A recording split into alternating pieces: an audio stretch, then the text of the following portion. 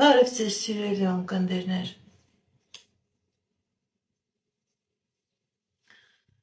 Ինչպես գիտեք, ես էքստրասենս պարահոգեբան եմ, զբաղվում եմ նաև վեդայական աստղաբանությամբ,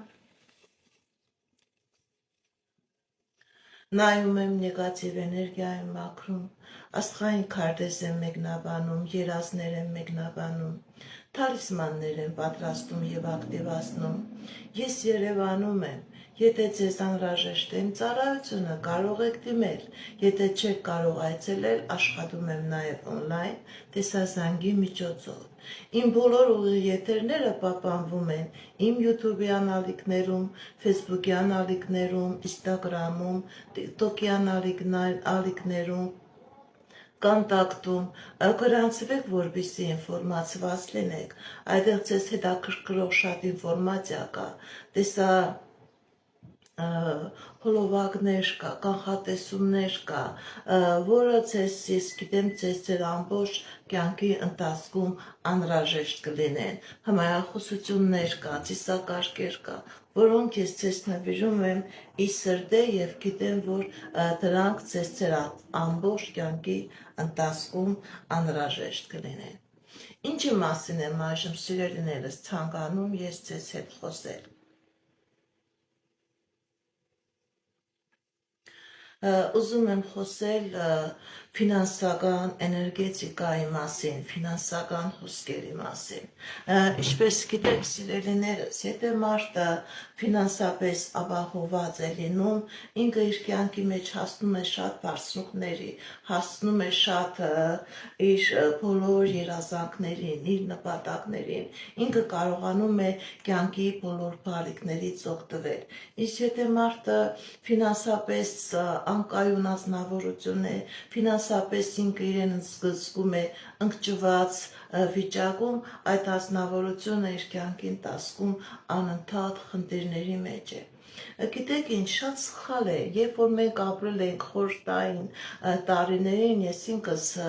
խորհրդային տարիներին եմ ծնվել, ապրել եւ անընդհատ մարդկանց մոտ այսպիսի խոսակցություն կար, այսպիսի դարձվածք կար, փողը դա ցերքի կեղդ է, փողը դա անհրաժեշտ չէ եւ ինքնստինքյան նման ձևով, նման խոսակցությամբ, նման էներգետիկայով մենք բոլորս փակում ենք մեր ֆինանսական հաջողության ճանապարհը եւ այժմ նոր հասկանում ենք, որ փողը դա ցերքի կեղտ չէ, ընդհակառակը փողը լույս է, որ ամենտեղ լույս է տալիս, որովհետեւ միայն փողի միջոցով մարդը կարող է իր մյուս կարիքները հոգալ։ Եթե փող չունես, առողջական խնդիրները չես կարողանում լուծել։ Եթե փող չունես, անձնական հարցերը չես կարողանում լուծել։ Եթե փող չունես, չես կարողանում քո ուսումդ, քո կրթությունը ճիշտ մակարդակի հասցնել։ Սիրելիներս, փողը ոչ թե կեղտ է, այլ փողը լույս է, որ ամենտեղ լույս է տալիս։ Եվ մենք պետք է կարողանանք մեր այդ սխալ մտածելակերպը փոխել եւ մեր փողի հանդեպ, դրամական հոսքերի հանդեպ մեր հարգանքը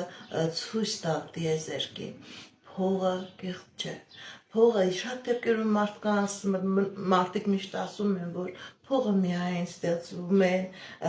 երբ որ մարդը գողություն է կատարում, երբ որ մարդը անօրինական գործողություններ է կատարում։ Իհարկե, այս կյանքում մենք միշտ տեսնում ենք նման ձևով մարդկանց, ովքեր որ նման ձևով գողանալով,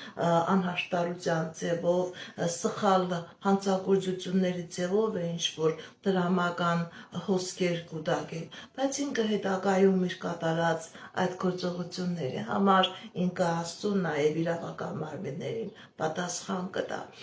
Բայց փող ստեղծելը սեփական աշխատանքով, սեփական հնարավորություններով, սեփական ուժով դա նույնպես հնարավոր է եւ դա նույնպես շատ մարդկանց հասանելի է։ Եթե դուք նույնիսկ արտակ մարդկանց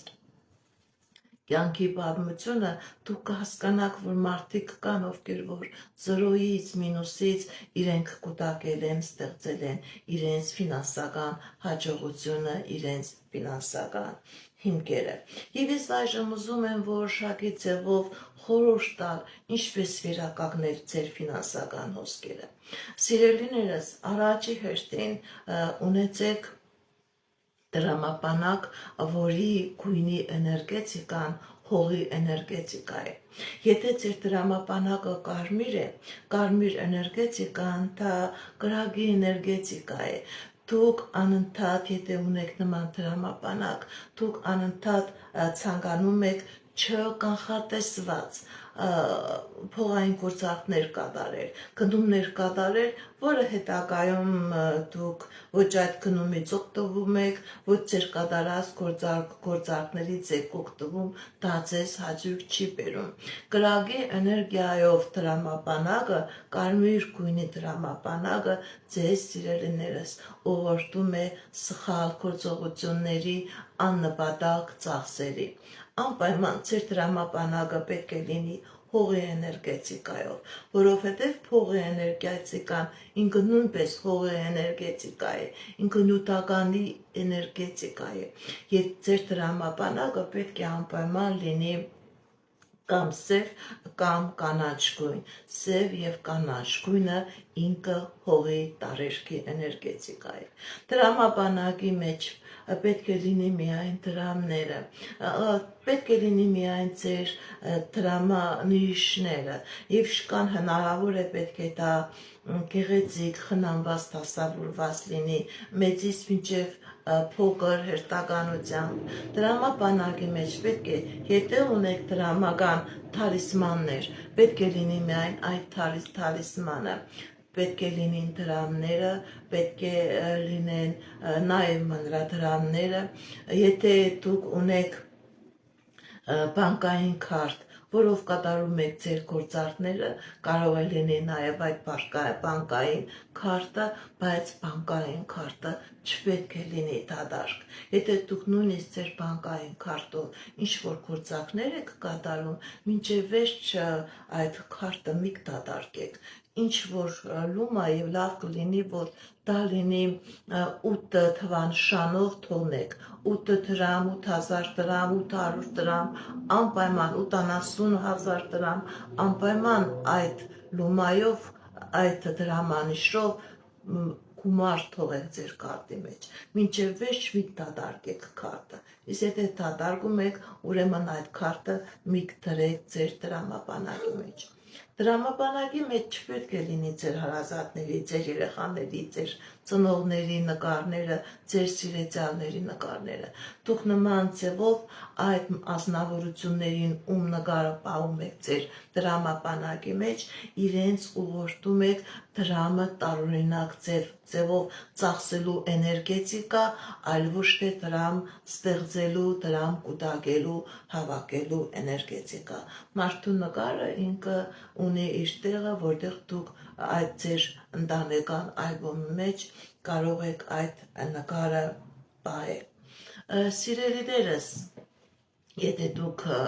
աշխատում եք ինչ-որ հիմնարկությունում, ուշադրություն դարձրեք, անպայման ձեր գումարը կարողացեք ճիշտ օգտագործել։ Հաշվի առեք ձեր աշխատավարձի չափը, հաշվի առեք ձեր ծախսերը։ Չի կարելի աննպատակ ծախսեր կատարել։ Գիտեք, ինչ շատ դեպքերում մարդիկ ասում են, որ եթե դու առատաձեռն ես ինչ-որ ծախսեր ես կատարում,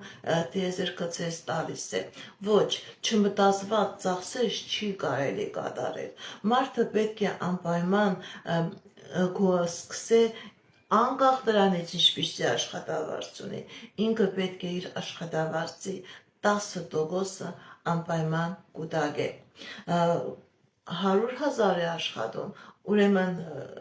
10,000-ը ինքը պետք է կուտակե։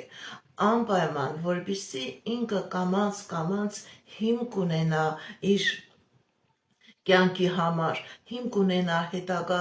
զարգացման համար, որպեսզի ինքը վախերով չապրի, որ հաջորդ ամիս ինքը խնդիրներ է ունենալու, որովհետև եթե մարդը վախով է ապրում, այդ վախի էներգիան փակում է ձեր ֆինանսական հոսքերը։ Իսկ եթե դուք կամաց կուտակում եք այդ 10%-ը ձեր աշխատավարձի, կուտակում եք ձեր հետագայի համար, դուք նման ձև